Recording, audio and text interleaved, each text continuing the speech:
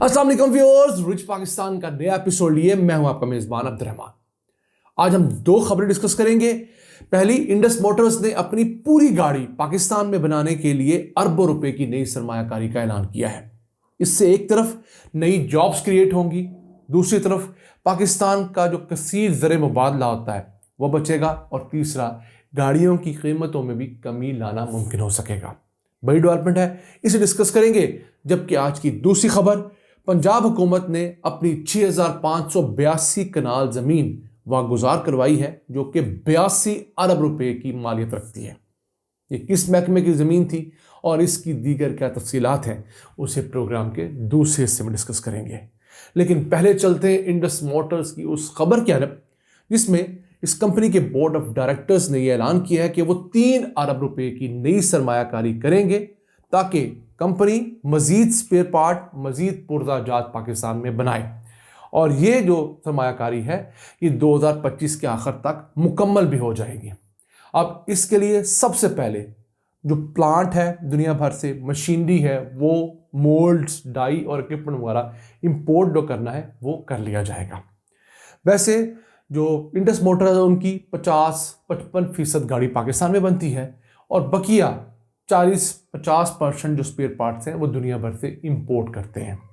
उसमें होता यह है कि ऐसे स्पेयर पार्ट्स जो निस्बतन महंगे हैं, जैसे इंजन हो गया, असेंबली लाइन हो गई, ट्रांसमिशन है, वो बाहर से इंपोर्ट कर लिए जाते हैं। और जो सस्ते स्पेयर पार्ट्स हैं, मिसाल के तौर पर कोई उसके बम्पर बनाने हुए, लाइट्स हुई, उसके सीट कवर्स हुए, वो चीज़ें पाकिस्तान में बनाई जाती हैं। तो अब इनकी कोशिश ही है कि ये इस चीज़ को बढ़ाएं। टोयोटा करोला है वो पाकिस्तान में तकरीबन 50-55% बनती है, बाकी जो स्पेयर पार्ट्स हैं बाहर से आते हैं। टोयोटा यारिस जो है वो क्लेम है कि वो 60% पाकिस्तान में बनती है, बाकी स्पेयर पार्ट्स बाहर से मंगवाए जाते हैं। पाकिस्तान में जो गाड़ी मैक्सिमम बना करती थी वो थी सुजुकी मेहरान, जिसके 85% स्पेयर पार्ट्स पाकिस्तान में बनते थे। सिर्फ 15% स्पेयर पार्ट्स जो हैं वो दुनिया भर से मंगवाए जाते थे। तो ये कंपनियां करती क्या हैं? ऐसी इनकी फैक्ट्रियां दुनिया भर में जहां पर वॉल्यूम ज़्यादा है, जहां पर गाड़ियां ज़्यादा बनती हैं, वहीं पर पाकिस्तान के स्पेयर पार्ट्स भी बनवा लेती हैं। इनको कॉस्ट कम पड़ती है और फिर वो स्पेयर पार्ट पाकिस्तान मंगवा कर फिट कर देती हैं।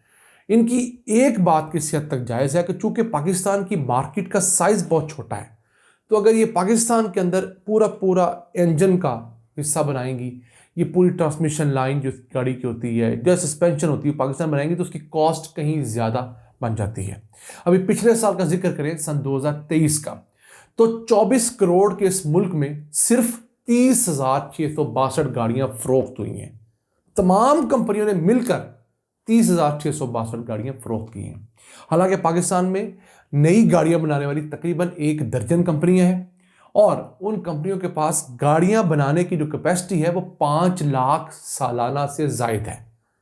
तो जब 5 लाख गाड़ियां बनाने की सलाहियत मौजूद हो और मार्केट में गाड़ियां बिके 30,662, तो फिर ऑब्वियसली नई इन्वेस्टमेंट लाना मुश्किल होता है। 2022 के अंदर ये फिगर डबल थी, उस साल 68,912 गाड़ियां बिकी थी। उससे पहले पाकिस्तान 2.5-3 लाख के ऊपर भी गया था। लेकिन पाकिस्तान में बूम एंड बस्ट साइकिल आता है। मईशत के अंदर मुश्किल फैसले करके जो मईशत है उसको दबाया जाता है, कुछ रिफॉर्म्स की जाती हैं, फिर 3-4 साल बाद मईशत खोली जाती है तो मईशत फलती फूलती है, वो 2-3 साल अच्छे गिरते हैं, फिर नई हुकूमत आकर उसको गलत करार देती है, दोबारा से इकोनॉमी ठीक की जाती है। तो इस बूम एंड बस्ट साइकिल की वजह से चंद सालों में हम बहुत गाड़ियाँ बेचते हैं, लाखों की तादाद में, और जब ये साइकिल बस्ट हो जाता है, फट जाता है, तो हम लोग चंद हज़ार गाड़ियाँ बेचते हैं। ये वजह है कि पाकिस्तान के अंदर सिर्फ 12% घरों में गाड़ियाँ मौजूद हैं।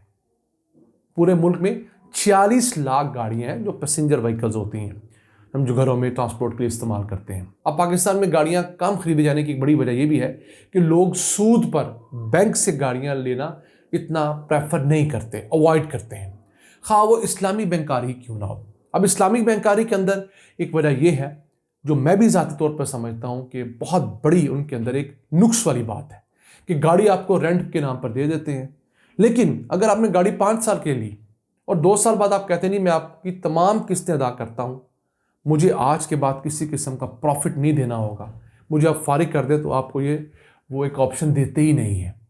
तो फिर आपने गाड़ी रेंट पे तो ना दी ना। मेरी अगर किस्तें 5 साल की हैं, 2 साल बाद मेरी कमेटी निकल आए मेरा प्लॉट बिक जाए, मुझे कहीं से पैसे आ जाए और मैं 2 साल बाद आपकी बकिया 3 साल की किस्तें अदा करना चाहूँ, तो क्यों नहीं अदा कर सकता बगैर किसी जुर्माने के, बगैर किसी एडिशनल रकम के? किराए पे अगर आप मकान लेते हैं तो आप ऐसे ही करते हैं ना, मार्केट से किराए पे गाड़ी लेते हैं वैसे करते हैं। तो मैं समझता हूँ पाकिस्तान में इस्लामी बैंकारी को लोगों के मुताबिक और इस्लाम के असल उसूलों के मुताबिक फाइन ट्यून करने की ज़रूरत है। फिलहाल मुल्क के अंदर इस्लामी बैंकारी इन्वेस्टर्स के लिए बनाई गई है और उन्हीं के मफादात को देखते हुए हमारे चंद मुफ्तियान कराम इसको प्रमोट भी करते हैं। ये बहुत सेंसिटिव और अहम इशू है, जो लोग इस फील्ड से हैं उन्हें इस मुतालिक सोचना होगा। आइए चलते हैं आज की दूसरी अहम खबर की जानब। पंजाब लिक्विडेशन कोऑपरेटिव बोर्ड, जो कि मुल्क के अंदर मौजूद लाखों एकड़ आज़ादी जो है उसको मैनेज करता है, उसकी खरबों रुपए की ज़मीन पर कब्जे हुए हैं। तो लेटेस्ट डेवलपमेंट में 6582 कनाल रकबा, जिसकी मालियत 82 अरब 18 करोड़ रुपए बनती है, उसे कब्जा माफिया से वागुजार करवाया गया है। और ये लाहौर हाई कोर्ट के कोऑपरेटिव जज हैं, उनके अहकामात पर मुमकिन हो सका है। इसके अलावा मौजा मलक्खों के अंदर 967 कनाल मजीद अराजी ऐसी थी जो कि बहुत हद तक कमर्शल थी, 50 अरब रुपए जिसकी मालियत थी। उसके ऊपर लोगों ने जाकर पहले झोंपड़ियाँ बनाई, फिर वहाँ पर पुलिस और सिक्योरिटी के इदारों जैसे यूनिफॉर्म पहन के 200 लोग डिप्यूट किए गए कब्ज़ा माफिया की जानिब से। फिर वहाँ पर खैमे लगे, ईंटें गिराई गई, बजरी रेत और सारी चीज़ें गिराकर इस सारे एरिए को 4 दीवारी के ज़रिए बाकायदा कब्ज़ा करने की कोशिश की गई। तो इसी पंजाब लिक्विडेशन कोऑपरेटिव बोर्ड को पता लगा, वहाँ पर जाकर ऑपरेशन किया गया, पुलिस को, असल पुलिस को इन्वॉल्व किया गया। पता लगा ये जो लोग वहाँ पर बैठे हैं 200 करीब, ये जाली वर्दियों में जाली सिक्योरिटी एहलकार बने हुए हैं, उनसे कब्ज़ा वागुजार करवाया। हम हर दफ़ा कहते हैं कि पाकिस्तानी रियासत के पास जो बहुत कीमती असासे हैं, उनमें से एक मुल्क में मौजूद रियासत पाकिस्तान, हुकूमत पाकिस्तान, सूबाई हुकूमतों की ज़मीनें भी हैं। बदकिस्मती से इन ज़मीनों के ऊपर बहुत बड़ी तादाद में कब्ज़ा होता है, फिर छुड़वाया जाता है, फिर होता है। तो जब तक हम इन तमाम ज़मीनों को कंप्यूटराइज्ड टैग नहीं कर लेंगे सेटेलाइट के ज़रिए, फिर इनके लिए खसूसी अदालतें नहीं बनाएंगे, जो लोग कब्ज़ा करते हैं उनको सिर्फ उठाएंगे नहीं बल्कि गिरफ्तार करके 14 साल की सज़ा नहीं दिलवाएंगे, इस मुल्क में कब्ज़ा माफिया का कलाकमा नहीं हो सकेगा। नाज़रीन, ये था आज का एपिसोड। हमें उम्मीद है हम चंद नई खबरें आप तक पहुंचाने में कामयाब हुए होंगे। अपने मेज़बान अब्दुल रहमान को इजाज़त दीजिए। अल्लाह निगहबान।